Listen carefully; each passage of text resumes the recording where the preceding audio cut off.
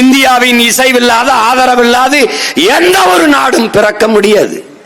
India இசைவு தந்தது Bangladesh, India ஏற்றுக்கொண்டது தெற்கு சூடான், இந்தியா ஏற்றது அதனால் இங்கே விடுதலைக்கான போர், இந்தியா எதிர்த்தது அதனால் அழிப்பதற்கான போர் தான் நடந்தது. எந்த ஆயுதத்தை கொடுத்து விடுதலைக்காக போராட அனுமதித்ததோ இந்தியா, அதே காரணத்தோடு அப்படியே களத்தில் நின்ற போராளிகளை எதிராக ஆயுதம் கொடுத்து அழித்து ஓடியுங்கள் என்று சொன்னதும் இந்தியா.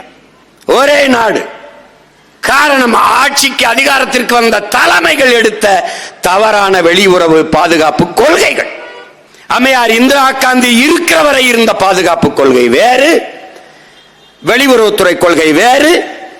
அவர் மரணத்திற்கு பிறகு வந்த ஐயா ராஜீவ் காந்தி எடுத்த வெளியுறவு கொள்கை பாதுகாப்பு கொள்கை வேறு. அம்மையார் இந்திரா காந்தி இருக்கிற வரை இந்தியாவின் வெளியுறவு கொள்கை பாதுகாப்பு கொள்கை என்பது எவன் பாதிப்புக்கு ஆளாகிறானோ அவன் பக்கத்தில் நிற்பது.